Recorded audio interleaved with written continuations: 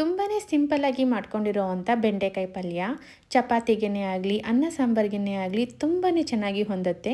ಇದನ್ನು ಮಾಡ್ಕೊಳ್ಳೋದಕ್ಕೆ ಮೊದಲಿಗೆ ಒಂದು ಪ್ಯಾನ್ಗೆ ಎಣ್ಣೆ, ಸಣ್ಣದಾಗಿ ಕಟ್ ಮಾಡಿ ಇಟ್ಕೊಂಡಿರೋವಂಥ ಬೆಂಡೆಕಾಯಿನ ಸೇರಿಸ್ಕೊಂಡು 10 to 15 ಮಿನಿಟ್ಸ್ ಚೆನ್ನಾಗಿ ಹುರ್ಕೋಬೇಕು. ನಂತರ ಒಂದು ಕಡಾಯಿಗೆ ಎಣ್ಣೆ ಕಾದಾದ ನಂತರ ಸಾಸಿವೆ, ಜೀರಿಗೆ, ಕಡಲೆಬೇಳೆ, ಸ್ವಲ್ಪ ಇಂಗು, ಒಣಮೆಣಸಿನ್ಕಾಯಿ, ಜಜ್ಜಿರೋ ಅಂಥ ಬೆಳ್ಳುಳ್ಳಿ, ಹಸಿಮೆಣಸಿನ್ಕಾಯಿ, ಈರುಳ್ಳಿ, ಕರಿಬೇವನ್ನು ಸೇರಿಸ್ಕೊಂಡು ಚೆನ್ನಾಗಿ ಫ್ರೈ ಮಾಡಿ, ಸಣ್ಣದಾಗಿ ಕಟ್ ಮಾಡಿ ಇಟ್ಕೊಂಡಿರುವಂಥ ಟೊಮ್ಯಾಟೊ ಸೇರಿಸ್ಕೊಂಡು ಟೊಮ್ಯಾಟೊ ಚೆನ್ನಾಗಿ ಸಾಫ್ಟ್ ಆದಮೇಲೆ ಅರಿಶಿನ ಪುಡಿ, ಖಾರದ ಪುಡಿನ ಸೇರಿಸ್ಕೊಂಡು ಚೆನ್ನಾಗಿ ಮಿಕ್ಸ್ ಮಾಡಿ, ಮೊದಲೇ ಫ್ರೈ ಮಾಡಿ ಇಟ್ಕೊಂಡಿರುವಂಥ ಬೆಂಡೆಕಾಯಿ, ಹಸಿ ತೆಂಗಿನಕಾಯಿ ತುರಿನ ಸೇರಿಸ್ಕೊಂಡು ಲೋ ಫ್ಲೇಮಲ್ಲಿ ಚೆನ್ನಾಗಿ ಮಿಕ್ಸ್ ಮಾಡಿಕೊಂಡು ಕೊನೆಯಲ್ಲಿ ಕೊತ್ತಂಬರಿನ ಸೇರಿಸ್ಕೊಂಡ್ರೆ ತುಂಬಾ ರುಚಿಯಾಗಿರೋ ಅಂಥ ಬೆಂಡೆಕಾಯಿ ಪಲ್ಯ ರೆಡಿ ಆಗುತ್ತೆ. ಇದನ್ನು ಚಪಾತಿ, ಅನ್ನ ಸಾಂಬಾರು ಜೊತೆಗೆ ಸರ್ವ್ ಮಾಡ್ಕೋಬೋದು. ಬ್ಯಾಚುಲರ್ಸ್, ಬಿಗಿನರ್ಸ್ ತಟ್ಟಂಥ ವಿಡಿಯೋನ ಸೇವ್ ಮಾಡಿಕೊಂಡು ನಾಳೆನೇ ಈ ರೆಸಿಪಿನ ಟ್ರೈ ಮಾಡಿ. ತುಂಬಾ ಕ್ವಿಕ್ಕಾಗುತ್ತೆ, ಟೇಸ್ಟ್ ಅಂತೂ ತುಂಬಾ ರುಚಿಯಾಗಿರುತ್ತೆ. ಮಿಸ್ ಮಾಡದೆ ಟ್ರೈ ಮಾಡಿ.